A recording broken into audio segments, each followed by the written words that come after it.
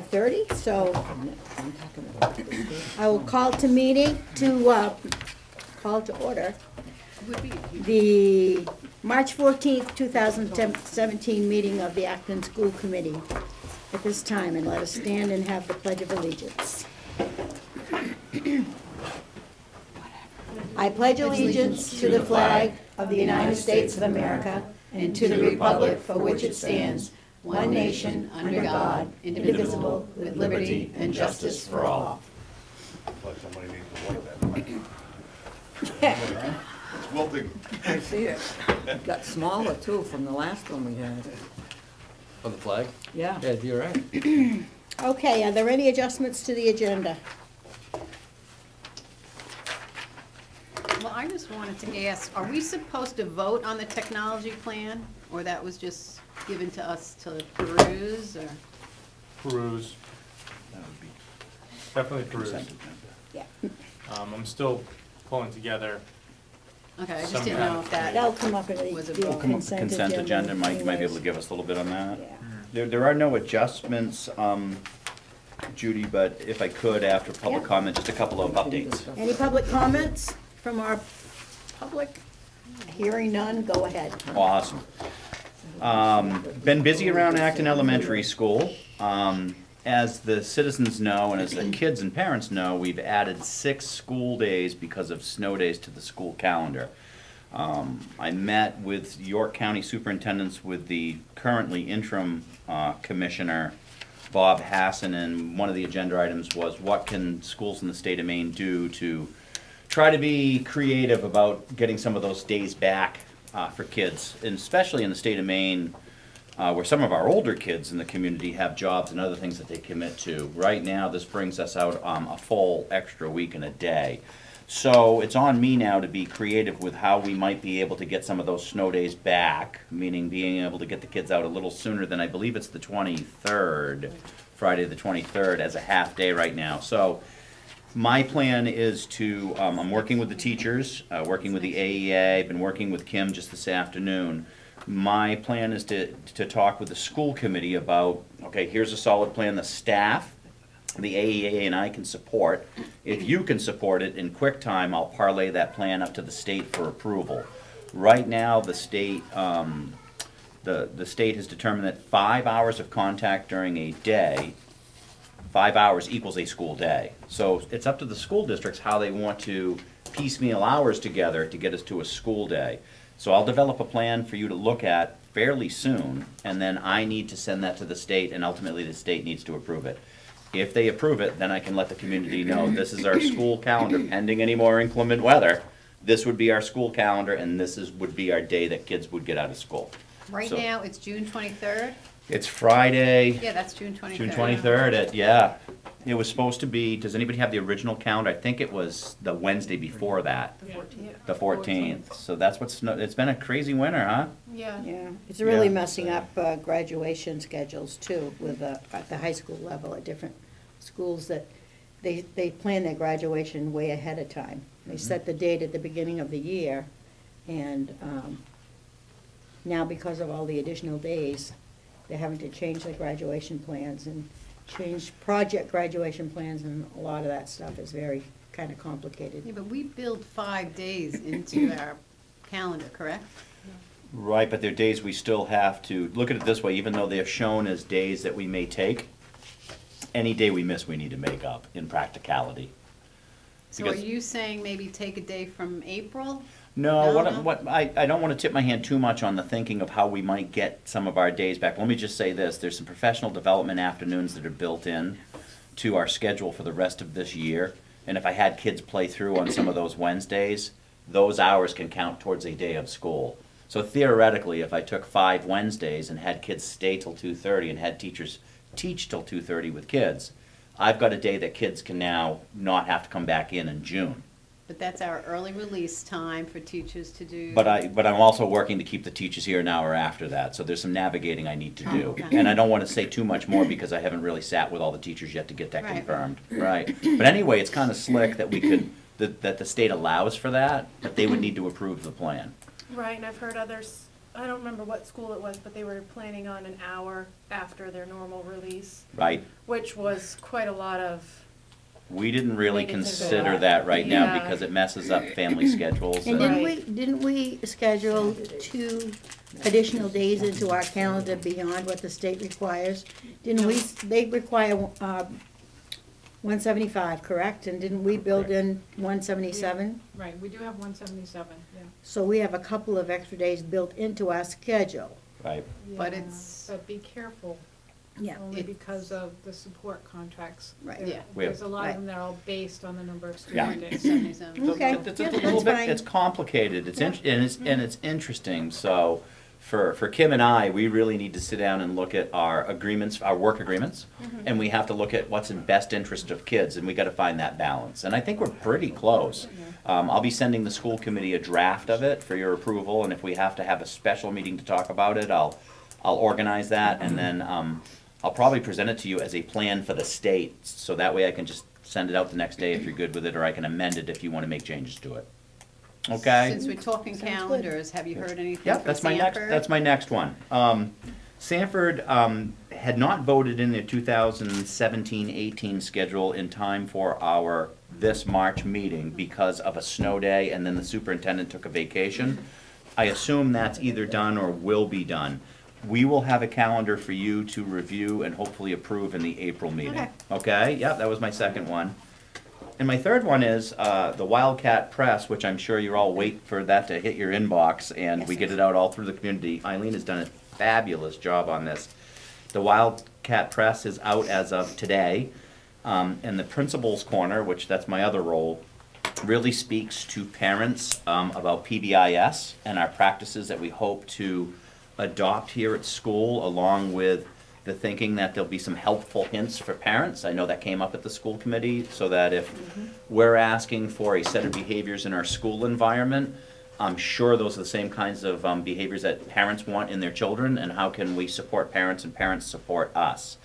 So there's some language there, please read that. I think you'll be pleased with where we're heading with PBIS. And my intention for the April Wildcat Press will be, my article will be on the budget, because at that point, we'll be done with our warrant and finance committee work. We'll be done as a school committee, and we'll be getting ready to get all the information out to the voters. So I'll use that April Wildcat Press as an opportunity to give some information to parents, along with all the other communication devices that we use. So that's my third and final update. Okay. Let's move on then to our consent agenda, and I'll look for a motion to approve the consent agenda. So moved. second.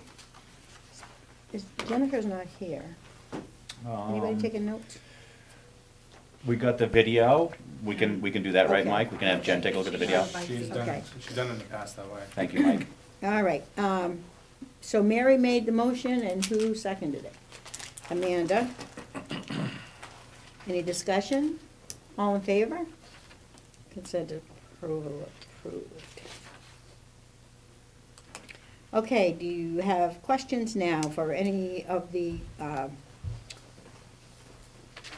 reports from the administration, or Yes, just, something, Mary had something for technology, correct? yeah, the technology plan, I know that's been in the works probably since you got the job. yeah. Okay. So, we never really voted on any plans yet, so this would be like the first one if we ever get to it. Yeah, it's not a matter of voting, I was just bringing it to your attention. The DOE is restructured and reorganized how the plan's supposed to be formatted and organized. So we are going to be meeting as a cohort leader group to do that curriculum work. I was hoping to maybe bounce some thoughts and ideas off the teachers as to where they want the technology to go. I've also submitted surveys requesting staff and students to fill out that help feed the plan. So I just wanted to bring it to your attention that the technology plan is, you know, in the works and under development, and But it should follow our strategic plan, and you've been right. watching that? Yes, I was part of the development of it, and I'm hoping to align any technology plan I have. I mean, the first section is basically a copy and paste of our vision. Yep. So I'm hoping to align with our strategic plan and our vision. And not, venture from that. When Mike speaks of, and he looked at me, he says, when you're having those meetings, just for clarification, beyond the regular PD that we're doing that's built in and within policy, the number of minutes a week that we need for PD, I've asked the cohort leaders to meet with Dr. Young and I, and in this case, especially for the first one, Mike, the last Thursday of every month for, an hour to 2 hours, depending on what the agenda looks like. So our first meeting, since I decided this needed to happen, will be March 30th.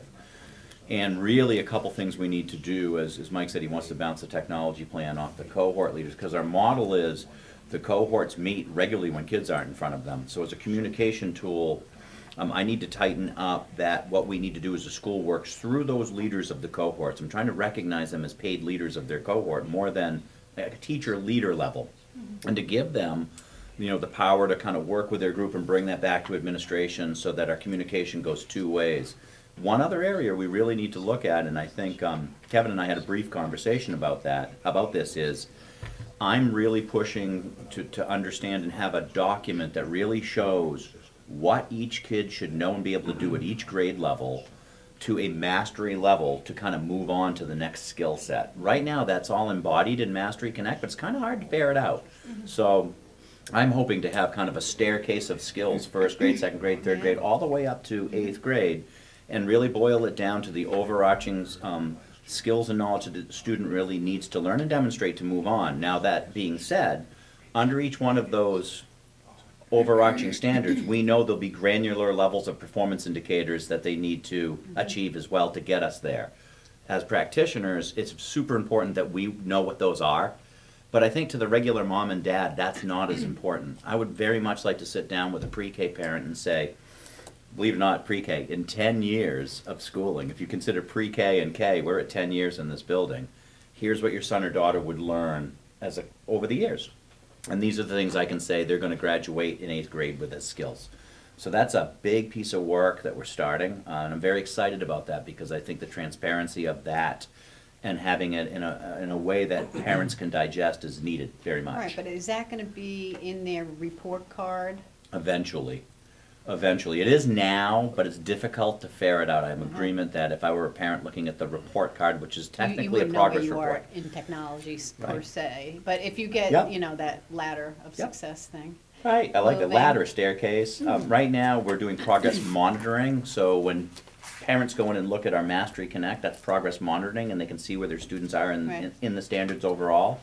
But we need to have a conversation, and I don't know if we want to call them power standards, but some things count more than others in one philosophy, and then there's another philosophy that kind of suggests all things matter. I need to ferret some of that out Yeah. with the Well, staff but I and thought, get it on paper. like when we had hired, a library media specialist, the media specialist part would be this type of thing, to be able to grade kids or whatever they are. She will certainly have a you role know? in the work that we're doing. That's why I think we Yeah. agreed to that type of position, not You just bet. librarian. Yep. So I just wanted to comment on when Mike says those meetings, that's the intent of the meetings that he was speaking to. Indeed. So to understand correctly, the technology plan, you use, given the new format given by the state, you're in the midst of designing the plan. Correct. And collecting Yeah. data to put together the plan. Correct. So, and it sounds like this, so a couple things I would just add is, since it's in the process of development, again, it sounds like things are moving in the direction of, as much as it can tightly integrate into and mutually support the strategic plan is key. What I particularly would be interested in seeing is, when we think about the technology plan, what do we want it to do? One of the key things I would hopefully want it to see it doing is how is technology being used to support the proficiency-based design? And I think particularly given with how we're moving, how are we using technology to support differentiation within the cohorts? Because again, as we talked about a couple of years ago, we're trying to remove the dominance and the way that grades group kids. And technology can be a tool that can really allow groupings to be more at the student need based upon their age. So I don't know what that looks like, so I'm just curious. Here's an opportunity in the plan You bet. to think creatively that way. Right. What's exciting, Kevin, I'm glad you brought that up, is not only do we have kids that are moving within their own cohort to be, let's just take students who are achieving a little faster in certain areas.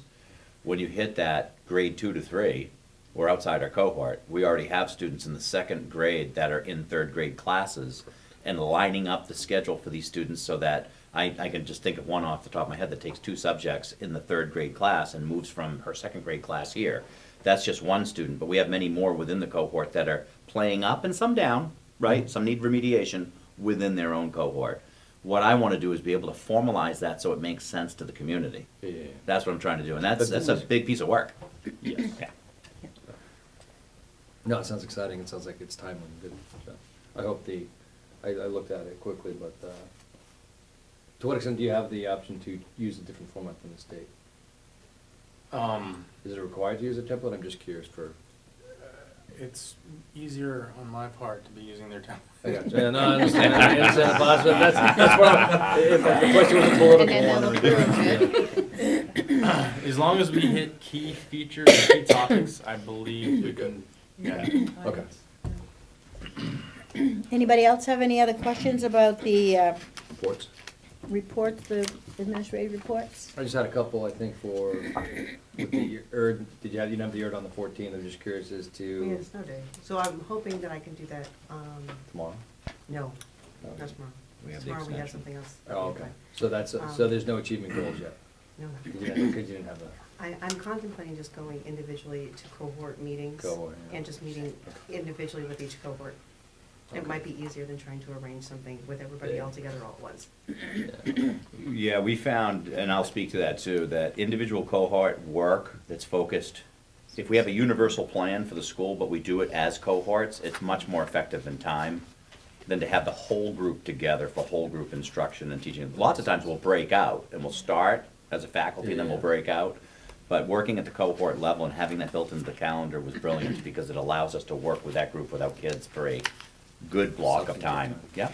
But And- once I could present what I have to them and then leave them to work on what they would like to establish. Yeah, in their that cohort. makes sense. And did I saw on any information, any update, love to know a little bit more about the conversations with Sanford.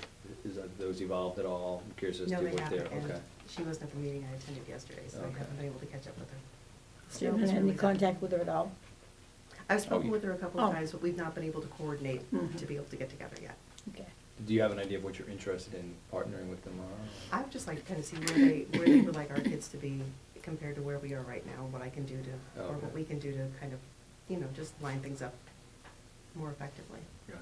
especially for the kids we're transitioning in, because they're going from a rather small little fishbowl to pretty big.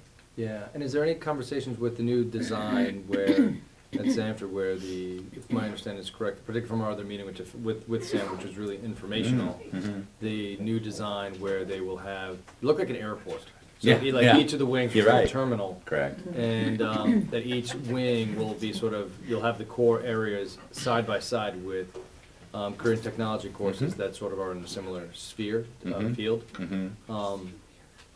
I'm curious as regards to what extent, is there anything we can do here to There is. prep students thinking about where they There is. want to go? Middle school career development is a big piece of Yeah. work, and it's important work. The sooner we can start having students gather their thoughts on where their skills and their passions and their interests align, Yeah. and then look at what Sanford has to offer, the better off our students will be because they'll be a more focused high school And student. that gateway experience, I think That's, I was just gonna mention that. That's Yeah. exactly part of it. We're piloting some Great. things this year. Yeah. Awesome, Good. thank you. Yeah. Any other comments? All right then, let's move on to committee reports.